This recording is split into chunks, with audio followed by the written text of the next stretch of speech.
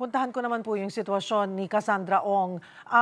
Tama ho ba, 1 milyong pisong reward para mahanap si Cassandra Ong? Bakit kailangan po mag-offer ng reward?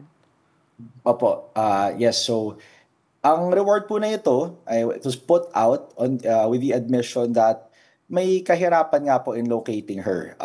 There is a difficulty by the Philippine government in locating her. Why? Well, for many reasons. One of which is that the information with respect to her whereabouts is not as accessible as that of Harry Roque, for example. Attorney Harry Roque kasi is very vocal and where he Visible. may be at Opo. po or 'di ba he's very vocal on social media. The far it put this very different from the situation with Miss Cassandra Ong, who is also an accused in the same qualified trafficking case as Mr. Harry Roque, among others. So there's an admission on our part that there is some difficulty.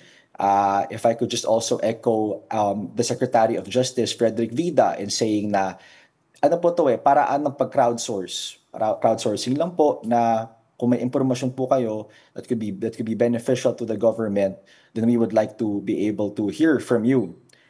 But to qualify po anong klaseng impormasyon ang kailangan namin, it is supposed to be actionable and credible information. Ayon po sa PAOK, huling nakita si Ong sa Japan pero noong pang-Enero. Bukod po dyan, wala na ho ba tayong ibang impormasyon na nakuha kung nasaan siya ngayon or posibleng kung nasaan siyang lugar? And Michelle, no, your guess is as good as mine. Whatever information is currently out there is as much as we have.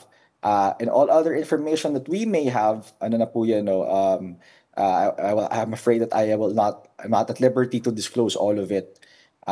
But again, ano po yan the whole point of us putting out that reward is for us to be able to gather more information where she may be.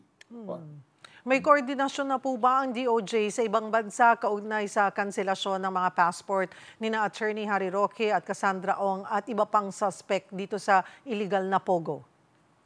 Opo, so insofar as yung mga suspect po na nakansela na ng passport on the ground na fugitive sila from justice, these facts po na-relay na po sa mga proper immigration authorities in different countries.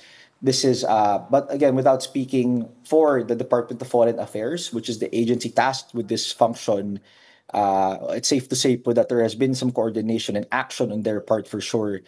And na rin po, in accordance din po to, ditong function po nila ay batay po sa New Philippine Passport Act of 2024, RA 119983, if I'm not mistaken.